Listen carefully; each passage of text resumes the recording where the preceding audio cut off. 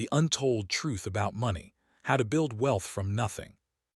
The first time Leo understood money was when he watched his mother count coins on the kitchen table, her hands shaking as she separated them into piles. "Rent," she whispered, pushing one stack forward. "Electricity," another. "Food," the smallest pile of all. Leo was 7. His father had left 6 months earlier, taking the family's meager savings and what little dignity remained. Now it was just Leo, his mother Maria, and his younger sister Sophia in their cramped apartment in the poorest part of Chicago. Maria worked 3 jobs, cleaning offices at night, waitressing during the day, and taking in sewing on weekends. Still, the money never stretched far enough. Leo learned early that poverty wasn't just about not having money. It was a constant, grinding anxiety that colored every moment of your life. When he was 12, Leo got his first job delivering newspapers. He woke at 4 a.m., his breath fogging in the cold Chicago air as he pedaled his rusty bicycle through sleeping neighborhoods. He earned $18 a week, and every penny went to his mother. One morning he found a wallet on his route. It was thick with cash, hundreds of dollars, more money than he'd ever seen in one place. His heart hammered against his ribs as he imagined what that money could do. New shoes for Sophia, a real winter coat for his mother, groceries that weren't from the discount bin. He stood there for 10 minutes, frozen with temptation. Then he looked up the address from the driver's license and returned the wallet. The owner, an elderly man named Mr. Henderson, was so grateful he gave Leo a $20 reward. But more importantly, he saw something in the boy, a spark of integrity that poverty hadn't extinguished. "Come see me on Saturday," Mr. Henderson said. "I have a proposition for you." That Saturday, Leo discovered that Mr. Henderson owned a small accounting firm. He offered Leo a job cleaning the office after hours for $50 a week, nearly triple what he made delivering papers. But Mr. Henderson offered something even more valuable: knowledge. "Most poor people stay poor because they think about money wrong," he told Leo one evening as the boy mopped the floors. "They see money as something to spend. Rich people see money as something to grow." He started teaching Leo basic accounting principles: how to track income and expenses, the difference between assets and liabilities, the power of compound interest. "See this," Mr. Henderson said, showing Leo a chart. "If you save $100 a month starting at age 20, by the time you're 65, you'll have over $500,000. But if you wait until you're 30 to start, you'll only have about $200,000. Time is more valuable than money, Leo. Remember that." Leo did. He started saving every dollar he could. While his friends spent their money on video games and fast food, Leo bought his first stock, one share of a company Mr. Henderson recommended. He watched it like a hawk, checking the newspaper every day to see if it had gone up or down. When he graduated high school, Leo had $3,000 saved, a small fortune to someone who'd grown up counting coins on the kitchen table. His mother cried when he told her he was going to community college instead of getting a full-time job. "I'll work part-time," he promised her. "I'm going to study business. Mr. Henderson says I have a knack for numbers." Maria hugged him tight. "Just don't become one of those rich people who forgets where they came from." Leo smiled. Never. Community college was where Leo met Sarah, a fiery art student who thought business majors were soulless capitalists. They argued constantly in their shared economics class. "Money is the root of all evil," Sarah declared one day after class. "Actually, the quote is, 'The love of money is the root of all evil,'" Leo corrected her. "There's a difference." She glared at him. Semantics. But there was something about Leo's earnestness that intrigued her. Unlike the other business students who talked about Lamborghinis and beach houses, Leo spoke about financial security and helping his family. They started studying together, then dating, then falling in love. After graduation, Leo landed a job at a small investment firm while Sarah pursued her art. They moved into a tiny apartment together, surviving on ramen noodles and dreams. Leo worked 60-hour weeks, learning everything he could about investing. He discovered that most of what people believed about money was wrong. The middle class buys liabilities they think are assets, his mentor at the firm, a sharp-eyed woman named Diane, told him. They buy a big house with a huge mortgage and call it an investment. But a house you live in isn't an asset, it's a liability. It costs you money every month. Leo absorbed every lesson. He and Sarah lived well below their means, saving and investing aggressively. While their friends bought new cars and took expensive vacations, they drove used cars and camped in state parks. When Leo was 26, he made his first big investment, a rundown duplex in a neighborhood that was starting to gentrify. He used every penny of his savings for the down payment. Sarah was terrified. What if we can't find tenants? What if the roof needs replacing? This is everything we have, Leo. But Leo had done his research. He'd calculated the numbers backward and forward. The rental income would cover the mortgage and expenses, with a little left over, and in 5 years the property would likely double in value. He was right. Within 2 years, the duplex had appreciated so much that he was able to refinance and buy another property, then another. By 30, Leo had a small real estate empire, 12 properties generating passive income. He quit his job and started his own investment firm, focusing on helping other people from poor backgrounds build wealth. But success came with its own challenges. His relationship with Sarah became strained. She accused him of becoming obsessed with money. "You're not the same person I fell in love with," she told him one night. "You used to talk about helping people. Now all you talk about is ROI and capitalization rates." "That's not true," Leo protested. "I'm building something that can help hundreds of people." "Are you?" Sarah asked quietly. "Or are you just building your own empire?" The question haunted him. Was he becoming the kind of person his mother had warned him about? Had he lost sight of why he wanted money in the first place? The answer came sooner than he expected. When Leo was 35, he received a call from his sister Sophia. Their mother had suffered a massive stroke and was in the hospital. Leo flew back to Chicago immediately, his first-class seat feeling obscenely luxurious as he remembered the poverty of his childhood. Maria survived, but she would need full-time care. The medical bills were staggering, over $300,000 after insurance. Leo wrote a check without blinking. "Thank you," Sophia whispered, her eyes filled with tears. "I don't know what we would have done." "It's nothing," Leo said, but the words felt hollow. Nothing. $300,000 was life-changing money for most people. For him, it was a minor inconvenience. While his mother recovered, Leo found himself spending time in his old neighborhood. He saw the same poverty he'd grown up with, the same hopelessness, the same struggle. One day, he visited Mr. Henderson, who was now retired and living in a modest apartment. "You've done well for yourself," Mr. Henderson said, gesturing to Leo's expensive suit. "But you look unhappy." Leo sighed. "I have everything I ever wanted, money, success, freedom, but it feels empty." Mr. Henderson nodded. "That's because you've been chasing the wrong thing." "What do you mean? You taught me how to build wealth." "I taught you how to make money," Mr. Henderson corrected. "There's a difference." He leaned forward, his eyes serious. "Let me tell you the real untold truth about money, Leo. The secret that nobody wants to hear." Leo listened, his world shifting with every word. "Money doesn't make you rich," Mr. Henderson said. "It just makes you more of who you already are. If you're greedy, money makes you greedier. If you're generous, it makes you more generous. If you're unhappy, it just gives you more comfortable misery." He continued, "The wealthy people who are truly happy, the ones who have what I call rich lives, understand this.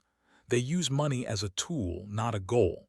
They measure their wealth not in dollars, but in time, freedom, relationships, health, and contribution. Leo thought about his strained relationship with Sarah, the friends he'd lost touch with, the stress that was affecting his health, the emptiness he felt despite his financial success. "What should I do?" he asked quietly. "Rebalance your life," Mr. Henderson said. "Wealth isn't just about financial capital. It's about human capital, your health, your relationships, your skills. It's about social capital, your network, your reputation, your ability to help others. And it's about spiritual capital, your sense of purpose, your values, your connection to something larger than yourself." Leo returned home a changed man. He had a series of difficult conversations with Sarah, with his business partners, with himself. He and Sarah went to counseling and rebuilt their relationship. He restructured his business to focus on impact investing, putting money into projects that helped communities while still generating returns. He started teaching financial literacy classes in his old neighborhood. But the biggest change was internal. Leo stopped measuring his worth by his net worth. He started saying no to opportunities that would make him money but cost him time with loved ones. He began volunteering, mentoring young people from backgrounds like his. The twist, the darkly humorous part, came when Leo discovered that by focusing less on making money and more on creating value for others, his wealth grew faster than ever before. His impact investing fund outperformed his traditional investments. His reputation as someone who cared about more than profits attracted better deals and better partners. His improved health and relationships gave him more energy and creativity for his work. He realized that the conventional wisdom about wealth was backwards. The greedy pursuit of money often leads to less of it, while the generous creation of value often leads to more. On his 40th birthday, Leo stood on the balcony of his beautiful but modest home, watching his children play in the yard below. Sarah came up beside him, slipping her hand into his. "Happy?" she asked. He smiled. "Rich," he said, "in all the ways that matter." The untold truth about money, Leo had discovered, wasn't about compound interest or real estate or stock markets. Those were just mechanisms. The real secret was that true wealth had nothing to do with money and everything to do with what money couldn't buy, but could protect. Money couldn't buy happiness, but it could buy freedom from the anxiety that destroys happiness. It couldn't buy love, but it could buy time to nurture love. It couldn't buy health, but it could access the best health care when health failed. The wealthy people who understood this lived rich lives. The ones who didn't were just well-dressed prisoners in golden cages. Leo looked at his family, at the life he'd built, and understood the final piece of the puzzle. The goal wasn't to build wealth from nothing. The goal was to build a meaningful life and use wealth as one tool among many to protect and enhance that life. And that, he realized, was the untold truth that could inspire people to be better, not just with their money, but with their lives. Years later, Leo stood in front of a group of teenagers in his old neighborhood, teaching them the same lessons Mr. Henderson had taught him, but with the wisdom of his own journey added. "Money is important," he told them. "Don't let anyone tell you otherwise, but it's not the most important thing. Your health, your relationships, your character, those are your true wealth. Money is just the fertilizer that helps them grow." One boy raised his hand. "But how do you get money if you start with nothing?" Leo smiled. "By creating value for others, solve problems, develop skills, build relationships, the money will follow." "But what if I fail?" "Then you'll learn," Leo said. "Failure is just tuition for success." After the class, the boy approached him. "My mom says you grew up around here. Is that true?" "It is," Leo said. "In that building right over there." He pointed to the apartment complex where he'd watched his mother count coins on the kitchen table. The boy's eyes widened. "So it's possible to go from there to where you are." More than possible, Leo said. But remember, where I am isn't about the money. It's about the freedom to wake up every day and do work I love with people I care about. That's the real wealth. That's what you're really building. The boy nodded, a new understanding dawning in his eyes. And Leo knew that the cycle was continuing, not just of financial literacy, but of life literacy. Of understanding that building wealth from nothing wasn't just about accumulating dollars, but about creating a life worth living. And that, he thought as he watched the boy walk away filled with new hope, was the greatest return on investment anyone could ever achieve. Continue. The boy, whose name was Miguel, became Leo's most dedicated student. He had the same hungry look in his eyes that Leo remembered from his own childhood, that mixture of desperation and determination that poverty breeds. Over the next few months, Leo mentored Miguel personally, teaching him not just about money, but about the mindset shifts required to escape poverty permanently. The first wealth is health, Leo told him one afternoon as they walked through the neighborhood. You can't build anything if you're sick or exhausted. The second wealth is knowledge, not just book smarts but street smarts about how the world really works. The third wealth is relationships, who you know and more importantly, who knows you. Money comes fourth. Miguel absorbed everything like a sponge. He started exercising, reading voraciously, and networking with anyone who could teach him something valuable. He reminded Leo so much of his younger self that it was almost painful to watch. But there was a darkness coming that neither of them could anticipate. One evening, Leo received a frantic call from Sophia. "It's Miguel," she said, her voice trembling. "He's in the hospital. He was jumped coming home from the library." Leo rushed to the hospital, his heart pounding. When he saw Miguel, his face bruised, his arm in a cast, his spirit broken, something snapped inside him. "They said I was getting too big for my britches," Miguel whispered, his eyes filled with shame. "That I thought I was better than them now that I had a rich mentor." Leo felt a cold rage building inside him. This was the other side of poverty that nobody talked about, the crabs-in-a-bucket mentality that pulled successful people back down, the resentment from those who were still trapped. But what happened next would change everything. As Miguel recovered, Leo discovered something remarkable. The attack had backfired spectacularly.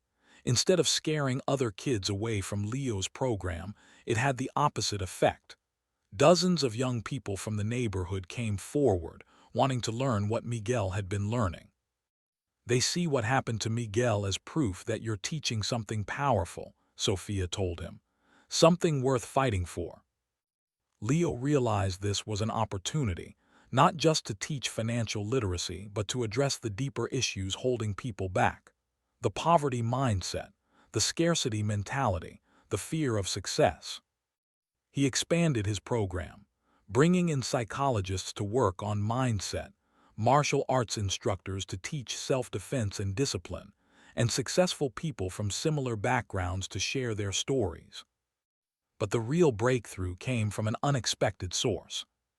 One of the new students, a quiet girl named Jasmine, approached Leo after class. "My uncle says you're full of it," she said bluntly. "He says the system is rigged and nobody from our neighborhood can really make it." Instead of getting defensive, Leo smiled. "Your uncle's not entirely wrong. The system is rigged, but that doesn't mean you can't win anyway." He decided to prove it in the most dramatic way possible. Leo organized what he called the Poverty Escape Challenge. He selected 10 students from the program, including Miguel and Jasmine, and gave them each $100. Their challenge: turn that $100 into $1,000 in 30 days using only the principles he taught them. The results were astonishing. Miguel used his $100 to buy cleaning supplies and started a neighborhood cleaning service.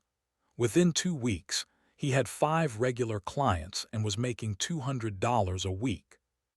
Jasmine, who had a talent for hair braiding, used her money to buy better tools and supplies. She started offering premium braiding services and was fully booked within 10 days. Another student, Carlos, noticed that many people in the neighborhood struggled with basic computer skills. He used his $100 to print flyers offering computer tutoring. He had so many clients he had to start a waiting list. But the most impressive was a boy named David, who used his $100 to buy broken electronics from thrift stores, repair them, and resell them for a profit. By the end of the month, he'd turned his $100 into over $2,000 and had started teaching other kids how to do the same. The local news picked up the story, and suddenly Leo's program was flooded with attention and funding. But more importantly, the students had proven to themselves and their community that it was possible to create wealth from nothing. However, the success attracted the wrong kind of attention. One evening, as Leo was leaving the community center, 3 men approached him. They were well-dressed, professional-looking, but there was something menacing in their demeanor. "Mr. Martin," the leader said smoothly, "we represent certain interests who would prefer if you scaled back your activities." Leo's heart raced, but he kept his voice calm. "And what interests would those be?" "The kind that profit from keeping people exactly where they are," the man said. "Poverty is a multi-billion-dollar industry, Mr. Martin. Social services, payday loans, certain political campaigns. They all depend on there being a permanent underclass. You're disrupting a very profitable ecosystem." Leo stared at him, disgusted. "So you're telling me that there are people who actively work to keep others poor?" "Not actively," the man corrected. "Passively, by ensuring that programs like yours don't succeed, by making sure the crabs stay in the bucket." He handed Leo a business card. "There's a very generous consulting fee available if you'd be willing to modify your curriculum, make it less effective, teach them how to budget their poverty better rather than how to escape it entirely." Leo took the card, his hand trembling with rage. "Get off my property." The man smiled coldly. "Think about it, Mr. Martin. This doesn't have to get unpleasant." After they left, Leo sat in his car, shaking. He'd always known intellectually that there were systems that kept people poor, but he'd never imagined there were actual people being paid to maintain those systems. He went home and told Sarah everything. To his surprise, she wasn't shocked. "I've been trying to tell you this for years," she said gently. "The art world is the same. There are galleries and critics who make their living by deciding who gets to be successful and who doesn't. Every industry has its gatekeepers." "So what do I do?" Leo asked. "Do I stop? Do I give up?" Sarah took his hand. "You do what you've always done. You adapt, you get smarter, you build something they can't stop." That night, Leo had an idea, a way to protect his students and his program while striking back at the system that wanted to keep them poor. He reached out to every successful person he knew who had come from similar backgrounds: lawyers, doctors, business owners, politicians. He told them what was happening and asked for their help. The response was overwhelming. Within weeks, he had formed what he called the Poverty Escape Network, a coalition of successful people committed to helping others escape poverty. They provided mentorship, internships, funding, and, most importantly, protection. When the well-dressed men returned with their offer, Leo had a surprise for them. Waiting in his office were 2 of the most powerful lawyers in the state, a city council member, and a journalist from a major newspaper. The men left quickly and never returned. But the battle wasn't over. Leo knew that the real victory wouldn't come from fighting the gatekeepers, but from making them irrelevant, from building parallel systems that operated outside their control. He expanded his program nationally, creating online courses that reached thousands of people. He started a microlending program to help people start businesses. He even launched an investment fund that specifically targeted businesses in low-income communities. Years passed. Miguel graduated college and started his own cleaning company, employing dozens of people from his old neighborhood. Jasmine opened a beauty salon that became so successful she started franchising it. Carlos created a tech training program that placed hundreds of young people in high-paying jobs. But the biggest success story was David, the electronics repair whiz. He started a company that refurbished computers and donated them to schools in low-income areas. His company grew so rapidly that he eventually sold it for millions and used the money to fund educational programs across the country. On the 10th anniversary of his program, Leo stood on stage in front of thousands of people, students, graduates, supporters, and even some of the early skeptics. He looked out at the sea of faces and saw something remarkable: hope. Not the desperate, fragile hope of people dreaming of escape, but the confident hope of people who had already escaped and were reaching back to help others. "My mother used to count coins on our kitchen table," he began, his voice echoing through the silent auditorium. "She separated them into piles: rent, electricity, food. The food pile was always the smallest." He paused, letting the memory hang in the air. "For years, I thought wealth was about having bigger piles, more money for rent, for electricity, for food. But I was wrong." He gestured to the graduates on stage with him. "Wealth isn't about what you have. It's about what you've overcome. It's about the person you've become in the process of getting it." He told them about Mr. Henderson, about Sarah, about Miguel and Jasmine and all the others. He told them about the well-dressed men and the system that wanted to keep them poor. "And here's the final truth," he said, his voice growing stronger. "The people who benefit from poverty want you to believe that wealth is complicated, that you need special knowledge or connections or luck, but it's not true." He leaned into the microphone. "Building wealth is simple, not easy but simple. Spend less than you earn, invest the difference. Create value for others, protect what you build, help others do the same." The applause was thunderous, but Leo wasn't finished. "The dark secret, the one nobody wants to admit, is that most people don't fail to build wealth because it's too hard. They fail because they're afraid, afraid of success, afraid of what others will think, afraid that if they become wealthy, they'll lose themselves." He looked directly at the cameras broadcasting the event. "But I'm here to tell you that the opposite is true. When you build wealth the right way, when you build it by creating value for others, by staying true to your values, by lifting others as you climb, you don't lose yourself. You find yourself." After the event, an older woman approached him. She had the weary look of someone who had worked hard her whole life for very little. "My son was in your first class," she said, her eyes shining with tears. "He owns his own business now. He just bought me a real house with a yard and everything." She hugged Leo tightly. "Thank you for giving me back my son. The poverty was eating him alive, and you saved him." In that moment, Leo understood the real untold truth about money. It wasn't about compound interest or real estate or business ownership. Those were just vehicles. The real truth was that poverty wasn't just a financial condition, it was a spiritual one. It eroded hope, damaged relationships, and crushed dreams. And wealth, when built properly, wasn't just about accumulating money. It was about restoring what poverty had stolen. As he watched the woman walk away, her step lighter than it had probably been in years, Leo knew that this was his life's work. Not building his own wealth, but helping others build theirs.